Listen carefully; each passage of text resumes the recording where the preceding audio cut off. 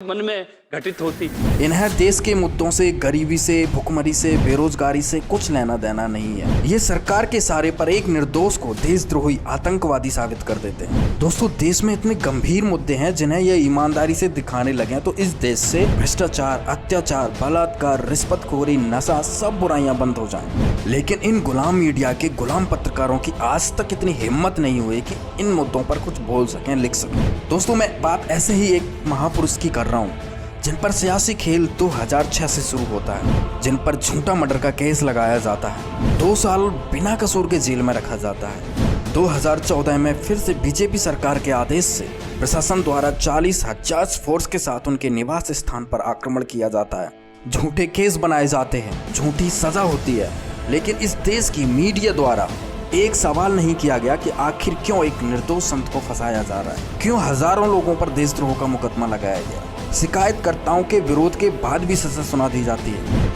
और संत रामपाल जी महाराज के ऊपर मेरे नाम से केस चल रहा है कि उन्होंने मेरी पत्नी की हत्या की है, उन पे फैसला आने वाला है। लेकिन उन लोगों पे कब फैसला आएगा जब हमने एफिडेविट भी दे दिया कि मेरी पत्नी की हत्या किया ही नहीं है, तो उनके ऊपर किस चीज़ का फैसला आने वाला है। जब मैंने उनके ऊपर केस नहीं किया है, मैंने शुरू से ही बता दिया है, और फिर भी उनके ऊपर फैसला आना आ रहा है, तो ये तो एक तानाशाही है। और इस वक्त की बड़ी खबर आपको बता दें, हिसार में रामपाल पर फैसला आ गया है। रामपाल को उम्र कैद की सजा सुनाई गई है।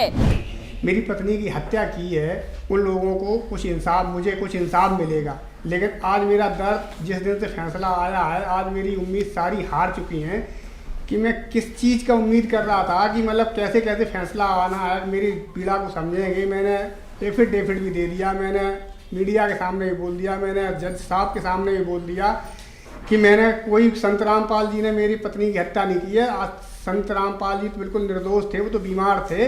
और जो हरियाणा पुलिस ने आंसू गैस के गोले, लाठी डंडे चलाए, मुझे बाहर निकलने नहीं दिया, उन्होंने मुझे बंधक बनाया, उनके ऊपर आज ऐसा फैसला, उनको बचाया गया है और मुझे एक निर्दोष संत को सजा सुनाई दी गई है। अब इससे मैं क्या, मेरा दिल को बहुत दुख पहुंचा है कि मतलब मुझे अब उम्मीद हार चुकी है कि मतलब कोई मुझे न्याय मिलेगा नहीं, जिस चीज़ की मैं उम्मीद कर रहा था। लेकिन कोई पत्रकार शिकायतकर्ता के पास नहीं जाता है कि आपको न्याय मिला या अन्याय।